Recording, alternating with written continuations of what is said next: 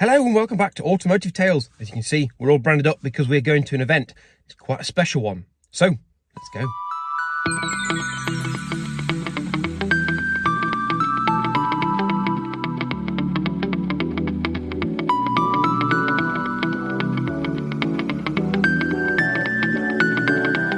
So, the first thing we need to do before we get to where we're going is change vehicle. Now, this is a little interesting, even if Chris is struggling to close the boot. So I've driven over to meet Chris from Commercial Vehicle Products, and we're going down in a slightly unusual car. Now, there's a bit of a telltale here. The fact there's bars on the window, it's not normal. And it says police on the seat.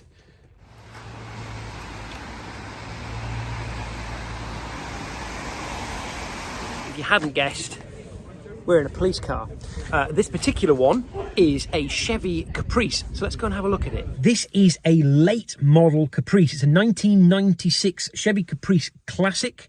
It's the 9C1, which is a special order police spec. So it is a proper original US police car. We don't know quite where from. We think California, but we don't know for sure. We're still waiting for the Carfax to come back on it. It's fairly new to Chris. Mechanically seems pretty sound. Drives really nicely. Has a few electrical gremlins. So it will have been dekitted when it left the force in the US, and it's had some kit put back on, but it's not quite all the correct kit. Luckily, that's what CVP Limited does. So Chris is going to rip out all of the aftermarket wiring and put in all the proper period kit for this car. And probably, sort things like this saggy headlining. So this is a 4.6 litre V8, we think. It's a very late model one. So it's the detuned Corvette engine with the 260 horsepower. I think it's about 245 foot-pounds of torque, rather than the earlier ones, which had a 205 horsepower 5.7 Chevy V8. So while it's smaller capacity, more performance. Right, that's it for the Caprice for now. On to the event.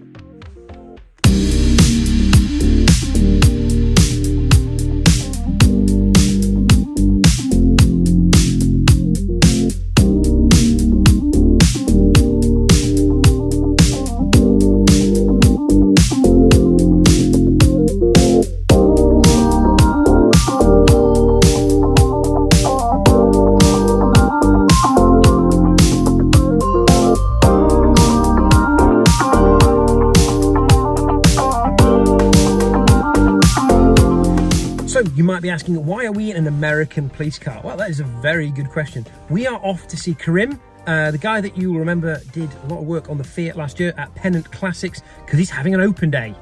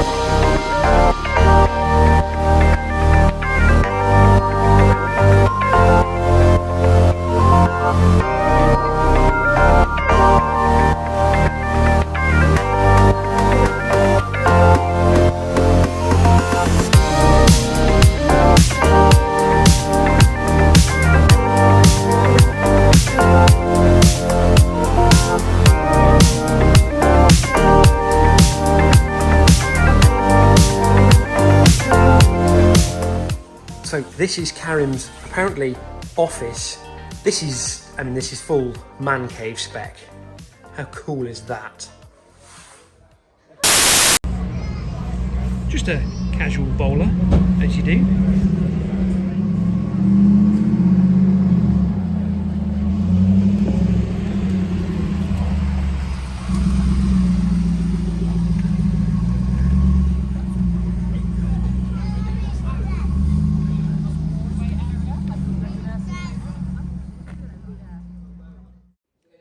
So Karim runs Pennant Classic, which is effectively the workshop you can see behind me here, and he's going to give us a real little treat.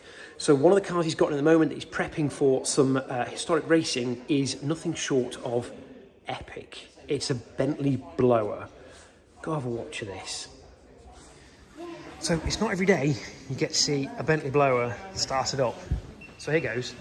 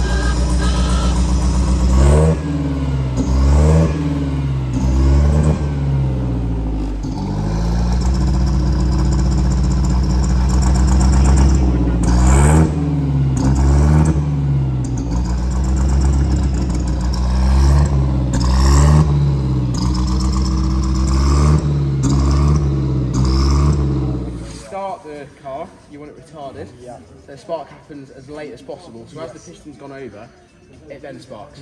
But of course, to get the most power, you want the spark to happen right at the top. So as soon as you're running, you advance it up, the spark happens a lot sooner, and then your engine runs with way more power. So you've got an amp meter, your boost pressure gauge, speedo, oil pressure gauge, super important, water temperature, air pressure inside the tank. Right. Okay. So you'd see that that runs around £2 normally. So again, if it was dropping off, you then pump it up. Quite often you see where people forget to pump it, and then the car goes, start to misfire. Oh, fucker, you'll see people frantically pumping, trying to get more fuel through to the carb. Clock, and then sorry, that's your speedo, and that's your rev counter. Right. Okay. Wow. So yeah, that's about it really. So what's the lever on the outside? So this is your handbrake. That's handbrake. Right. And then you've got first, second, third, fourth. 4-speed. And then reverse. Wow. Throttle in the middle. Brake on the right, clutch on the left. Footrest for the passenger. Or if they don't want a footrest, put it back. And then these are your oilers. So as it's running, you'll see the oil will literally drip, drip, drip. And then you can tune the speed of the drip. So you do it with your clock or with your watch, and then you've got to time how many drips are happening. So that gives you adequate lubrication then to your supercharger. And then you've got map light, you can direct, horn, and then klaxon, and then that's your timing as well. And then you've got, that's one of my spanners. I've been looking for that. It's a 10mm. I've only been telling all the lads that they've been robbing my spanners. Meanwhile, I'm just leaving them random places. That's about it really. So you've got a super long range fuel tank on the back. It's always amazing because when you look inside these to check the level, you just open it up and go, yep, I've got fuel. That'll do. You've got to think that this holds, I don't even know how many litres it holds. It goes all the way down here and then all the way back there. So that's a big old tank, which obviously you need. And it's worth noting is you have a thing called a common gas tank, which is this thing here. So what effectively happens is you have a separate fuel line from the tank that comes up to this, then it goes from there, and it goes down to the carburetors, or it's the intake manifold, sorry. And when you come to start it from cold, you give it 2 squirts, and it squirts fuel directly in, so that you're ready to start the engine. You only use it when it's really cold. But yeah, and then you've got another dashboard light for the driver as well. Basically, the original version of starter fluid into Literally, yeah. into the engine. Start your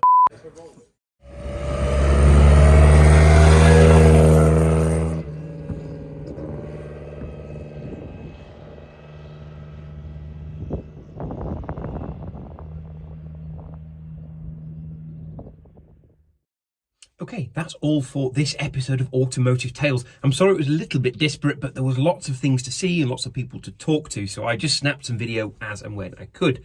But it leads me to say a couple of really big thank yous. First of all to Karim from Pennant Classics for hosting an amazing day, and also Matt's Garage Co for organising the event and allowing us not only access for me to go and have a look at some of these amazing vehicles and meet some of these amazing people, but also to allow you to see what was going on there.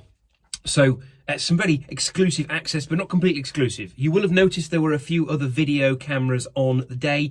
So as and when any of those videos go live, they're online, I will try and either drop them into a watch here next video or put a card in the top of the screen here. So you can go and see those other probably slightly more professional videos of Karim, of the workshop, and of that gorgeous blower Bentley. So that's all for now. Other than to say, so we have hit the 1,000 subscriber mark at long last. Thank you very, very much for subscribing to the channel. What it means is it's time to do another giveaway. So we have a few bits of new merch. We have these lovely little Automotive Tale pin badges. We have cool Automotive Tales keyrings, and we have some new Automotive Tales cups. Now, first things first, I am going to the Classic Restoration Show at the NEC next week. So I'm going down on the Friday. If you are there on the Friday and you see me walking around with my Automotive Tales merch logo thing on my shirt or my jacket, then come and say hello. I am going to be carrying some merch with me. So the first people to come and say hello will get either keyrings or badges, whatever I've got on me at the time. So yeah, and then I'm going to do some sort of other competition. I haven't quite figured out how yet, but there will definitely be a competition coming. So stick with the channel for that, and see you next time, where we're going to do a bit more work on the Land Rover. Bye for now.